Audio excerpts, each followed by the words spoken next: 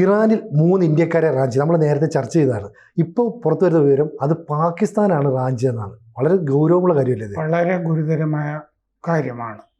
അപ്പോൾ ഇന്ത്യ ഈ കാര്യം അന്വേഷിക്കുന്നു എന്ന റിപ്പോർട്ട് വന്നിട്ടുണ്ട്. പാകിസ്ഥാൻ്റെ പട്ടാളത്തിൻ്റെ ചാരവിഭാഗമായിട്ടുള്ള ISI, ഇൻ്റർ സ്റ്റേറ്റ് ഇൻ്റലിജൻസ്, അവരാണ് ഈ 3 പഞ്ചാബിൽ നിന്നുള്ള 3 ഇന്ത്യക്കാരെയാണ് ടെഹ്റാനിൽ എത്തിയ ഉടനെ അവർ ഓസ്ട്രേലിയയിലേക്ക് കൊണ്ടുപോകാമെന്ന് പറഞ്ഞിട്ട് ഹോഷിയാർപൂരിലെ ഒരു ഏജൻറ്റ് കൊണ്ടുപോയതാണ്. അപ്പോൾ ആ 3 പേരെയും റാഞ്ച് ചെയ്ത് പാകിസ്ഥാനാണെന്ന് ഇക്കണോമിക് ടൈംസ് റിപ്പോർട്ട് ചെയ്യുന്നുണ്ട്. അപ്പോൾ കാരണം ഇത് സംശയിക്കാനുള്ള കാരണം എന്താണെന്ന് വെച്ചാൽ ഈ 3 പേരുടെയും കുടുംബങ്ങളിലേക്ക് ഒരു പാകിസ്ഥാൻ നമ്പറിൽ നിന്ന് കോൾ വന്നു. ഒരു പാകിസ്ഥാൻ നമ്പറിൽ നിന്ന് വിളിച്ചു. അപ്പോൾ അതെങ്ങനെ എന്നുള്ള സംശയം വരുന്നു. അപ്പോൾ ഇത് എന്തുകൊണ്ട് ഈ 3 പേരെ റാഞ്ചിയിരിക്കുന്നു എന്ന് ചോദിച്ചു കഴിഞ്ഞാൽ, ഇപ്പോൾ പഹൽഗാമിൽ പെട്ട് കിടക്കുകയാണല്ലോ പാകിസ്ഥാൻ. അപ്പോൾ ഇന്ത്യക്കാർ പാകിസ്ഥാനിൽ ചാരപ്രവർത്തനം നടത്തിയിരുന്നു എന്ന് വരുത്താൻ വേണ്ടി ഈ ISI റാഞ്ചി എന്നാണ് പറയുന്നത്. അപ്പോൾ പാകിസ്ഥാൻ വ്യാഖ്യാനിക്കുന്നത് പിന്നെ പാകിസ്ഥാനിൽ ചാരപ്രവർത്തനം നടത്തിയ 3 പേരെ അവർ റാഞ്ചി കൊണ്ടുപോയി എന്ന് വരുത്താനാണ്. പഞ്ചാബിൽ നിന്നുള്ളവരാണല്ലോ, അവർ അതിർത്തി കടന്ന് അവിടെ ചെന്നിട്ടോ ഇപ്പുറത്ത് നിന്നിട്ടോ മറ്റേ പാകിസ്ഥാനിൽ, അതായത് പാകിസ്ഥാനെതിരെ ചാരപ്രവർത്തനം നടത്തിയ 3 ഇന്ത്യക്കാരെയാണ് ഞങ്ങൾ പിടികൂടിയത് എന്ന് പാകിസ്ഥാൻ പറയാൻ പോകുന്നു. രാജ്യാന്തര തലത്തിൽ അങ്ങനെ വരുത്താനുള്ള ഒരു ശ്രമമാണോ എന്ന് സംശയിക്കുന്നതായിട്ട് റിപ്പോർട്ടിൽ പറയുന്നുണ്ട്. ഈ 3 പേരെ ഇറാനിൽ വെച്ച് ആരോ റാഞ്ചിയതിനെ പറ്റി ഇന്ത്യൻ എംബസി ഇറാനിലെ ഒരു പ്രസ്താവന ഇറക്കിയിട്ടുണ്ട്. ഇത് ഞങ്ങൾ അന്വേഷിക്കുന്നുണ്ട്, ഇങ്ങനെ സംഭവിച്ചിട്ടുണ്ട്, ഇത് വളരെ ഗൗരവമായിട്ട് ഇറാൻ സർക്കാരുമായിട്ട് ചർച്ച ചെയ്തിട്ടുണ്ട്, അപ്പോഴപ്പോൾ കിട്ടുന്ന വിവരം കുടുംബങ്ങളെ അറിയിക്കുന്നുണ്ട് എന്നൊക്കെയാണ് പ്രസ്താവനയിൽ ഉള്ളത്. വേറെ വിവരങ്ങൾ പ്രസ്താവനയിലില്ല. ഇത് 2ാമത്തെ തവണയാണ് ഇറാനിൽ ഇങ്ങനെ ഇന്ത്യക്കാർ റാഞ്ചപ്പെടുന്നത്. മെയ് 1-ാം തീയതിയാണ് നമ്മൾ നേരത്തെ പറഞ്ഞിരുന്ന പോലെ ഈ റാഞ്ചൽ ഇറാനിൽ നടന്നിരിക്കുന്നത്. പഞ്ചാബിൽ നിന്നുള്ള 3 പേരെയാണ് റാഞ്ചിയത്. സംഗ്രൂരിൽ നിന്നുള്ള ഹുസൻപ്രീത് സിംഗ്, പിന്നെ SBS നഗറിൽ നിന്നുള്ള ജസ്പാൽ സിംഗ്, ഹോഷിയാർപൂരിൽ നിന്നുള്ള അമൃതപാൽ സിംഗ്. ഇവർ ടെഹ്റാനിലെത്തിയത് 1-ാം തീയതിയാണ്. അന്ന് തന്നെ ഇവരെ ആരോ റാഞ്ചി കൊണ്ടുപോയിട്ടുണ്ട്. 3 കുടുംബങ്ങളും ഇവരുടെ 3 കുടുംബങ്ങളും ഇവർ പരസ്പരം ബന്ധമുള്ള ആളുകളാണ്, ഒരു കുടുംബത്തിലെ അംഗങ്ങൾ എന്ന് പറയാം. പക്ഷെ 3 പേരുടെയും വീടുകളിൽ നിന്ന് ഇന്ത്യൻ എംബസിയുമായിട്ട് ബന്ധപ്പെട്ടു. ഹോഷിയാർപൂരിൽ നിന്നുള്ള ഒരു ട്രാവൽ ഏജൻറ്റ് ഇവരെ ദുബായ്, ഇറാൻ വഴി ഓസ്ട്രേലിയയിൽ എത്തിക്കാം എന്ന് പറഞ്ഞ് കൊണ്ടുപോയതാണ്. ടെഹ്റാൻ ഇടത്താവളമായിരിക്കും എന്നും പറഞ്ഞിട്ടുണ്ട്. അപ്പോൾ ഈ 3 പേരെയും റാഞ്ചി കൊണ്ടുപോയിട്ട് 1 കോടി രൂപ ബന്ധിപ്പണം ചോദിച്ചിട്ടുണ്ട്. ആ ബന്ധിപ്പണം ചോദിച്ചിട്ടാണ് വീഡിയോയിൽ ഈ 3 കുടുംബങ്ങളെയും ഈ റാഞ്ചപ്പെട്ടവർ വിളിച്ചത്. അപ്പോൾ അവരുടെ കൈകൾ പുറകിൽ നിന്ന് കെട്ടിയിട്ടുണ്ട്, മഞ്ഞ കയറുണ്ട്, കെട്ടിയിട്ടുണ്ട്. പിന്നെ ഇവരുടെ ശരീരത്തിലൊക്കെ മുറിവുകളുണ്ട്, പീഡിപ്പിച്ച പാടുകളുമൊക്കെ, ചോര വാർന്നതുമൊക്കെ കാണാമായിരുന്നു. അപ്പോൾ ഈ അവസാനത്തെ കോണ്ടാക്റ്റ് മെയ് 11-നായിരുന്നു. ഇവർ കുടുംബങ്ങളുമായിട്ട് ഏറ്റവും അവസാനം ബന്ധപ്പെടുന്നത് മെയ് 11-നാണ്. അപ്പോൾ ഹുസൻപ്രീതിൻ്റെ അമ്മ പറഞ്ഞു ഈ ട്രാവൽ ഏജൻറ്റ് പണം വാങ്ങി ഇറാനിലേക്ക് കൊണ്ടുപോയതാണ്, ഈ ഡങ്കി റൂട്ടിന് പകരം ഇങ്ങനെ കൊണ്ടുപോകാം എന്ന് പറഞ്ഞതാണ്. ഡങ്കി റൂട്ട് എന്ന് പറഞ്ഞാൽ ഡോങ്കി എന്നുള്ള അതിൻ്റെ തന്നെ പഞ്ചാബികൾ പ്രയോഗിക്കുന്നതാണ്. കാരണം എന്താണെന്ന് വെച്ചാൽ അനധികൃതമായിട്ട് അങ്ങോട്ട് കൊണ്ടുപോവുക ഒരു സ്ഥലത്തേക്ക്. ഇപ്പം അമേരിക്കയിലേക്ക് നമ്മൾ ആ CIA എന്ന് പറഞ്ഞ സിനിമയിലൊക്കെ കാണുന്നത് പോലെ മെക്സിക്കോ വഴി, ബോർഡർ വഴി കൊണ്ടുപോകുന്നു. പക്ഷെ മെക്സിക്കോ ബോർഡറിലേക്ക് എത്താനായിട്ട് അല്ലേ, ജീവൻ പണയം വെച്ചിട്ട് പോകണം. കാരണം കാടുകളിൽ കൂടി പുഴകളും ഒക്കെ നീന്തി കടന്ന് നടന്ന് അതിൻ്റെ അകത്ത് ചിലപ്പോൾ തിമിംഗലങ്ങളും ഒക്കെ കാണും. അങ്ങനെ ഒരു അമൻപ്രീതിന്റെ കഥ നേരത്തെ പത്രങ്ങളിലൊക്കെ വന്നിരുന്നു, കാട് വഴി പോയതിൻ്റെ. അപ്പോൾ റാഞ്ചിയ ശേഷം കുറച്ച് നാൾ കുടുംബങ്ങൾ ഇവരുമായിട്ട് സംസാരിച്ചിരുന്നു. ഹോഷിയാർപൂരിലെ ഇവരെ കൊണ്ടുപോയ ഏജന്റ് ഇപ്പോൾ ഒളിവിലാണ്.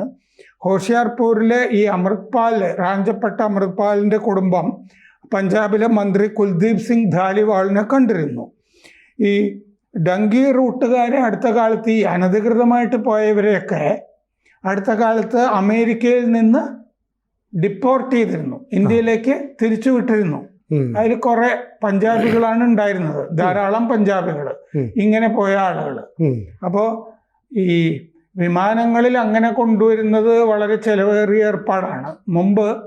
മുമ്പൊക്കെ കൊണ്ടുവന്നിരുന്നത് വിമാനത്തിൽ നിലത്തിരുത്തി ട്രാൻസ്പോർട്ട് വിമാനങ്ങളിൽ പട്ടാളത്തിന്റെ അങ്ങനെയാണ് കൊണ്ടുവരുന്നിരുന്നത്. ഇത് മര്യാദക്ക് സീറ്റിലൊക്കെ ഇരുത്തി കൊണ്ടുവരുമ്പോൾ ചെലവ് കൂടുമല്ലോ. മാത്രമല്ല അങ്ങനെ കൊണ്ടുവരുമ്പോൾ ഇവരുടെ കൈകൾ കിട്ടിയിരിക്കുന്നു എന്നൊക്കെ പറഞ്ഞിട്ട് മാർക്സിസ്റ്റുകളും ഇസ്ലാമിസ്റ്റുകളും ഒക്കെ ഇങ്ങനെ കൊണ്ടുവരുന്നതിനെതിരെ, ഇന്ത്യക്കെതിരെ വാചകമടിയൊക്കെ നടത്തിയിരുന്നു. ഇവര് കുറ്റവാളികളല്ലേ, ഇവര് വിമാനത്തിൽ എന്ത് ചെയ്യും എന്ന് ആർക്കറിയാം അല്ലേ? ആത്മഹത്യക്ക് ശ്രമിക്കുമോ തുടങ്ങിയ കാര്യങ്ങൾ. കുറ്റവാളികളെ കൊണ്ടുവരുന്നു, ഇവിടെ വരുമ്പോൾ മറ്റേ കൈകളിൽ കെട്ടിയതോ ചങ്ങലയോ എന്താന്ന് വെച്ചാൽ അഴിക്കുന്നു. അതുവരെ അവർ കുറ്റവാളികളാണല്ലോ, അല്ലെങ്കിലും കുറ്റവാളികൾ തന്നെയാണ്, അങ്ങനെ പോകാൻ പാടില്ല. അപ്പോൾ ഡങ്കി റൂട്ടുകാരെ മുഴുവൻ അമേരിക്കയിൽ നിന്ന് ഡിപ്പോർട്ട് ചെയ്തിരുന്നു. അമേരിക്ക, കാനഡ, യൂറോപ്പിലേക്കൊക്കെ വിസയില്ലാതെ പോയി അവിടെ രക്ഷപ്പെടുന്നതിന് ആണ് ഇത് പറയുന്നത്. അതായത് കഴുതകൾ ഇങ്ങനെ ചാടുമല്ലോ, ഒരു സ്ഥലത്തെത്തുക, അവിടുന്ന് ചാടുക അല്ലേ, ഇറാനിലേക്ക് പോവുക, അവിടുന്ന് ഓസ്ട്രേലിയയിലേക്ക് ചാടുക, അങ്ങനെ ചാടുന്നതിനാണ് ഡങ്കി എന്ന് പറഞ്ഞിരുന്നത്. ടൂറിസ്റ്റ് വിസയിൽ ആദ്യം പോകും, പൊതുവെ ലാറ്റിൻ അമേരിക്കൻ രാജ്യങ്ങളിലേക്ക് പോകും. അവിടെ നിന്ന് കാട്, പുഴ, മരുഭൂമി വഴിയൊക്കെ ചെല്ലും, മെക്സിക്കോ വഴിയൊക്കെ പോകുന്നത് പോലെ. കള്ളക്കടത്തുകാരാണ് പലപ്പോഴും ഈ അതിർത്തി കടത്തി വിടുന്നത്. പാമ്പും മുതലയൊക്കെയുള്ള വഴി കൂടിയൊക്കെ ആയിരിക്കും പോകുന്നത്.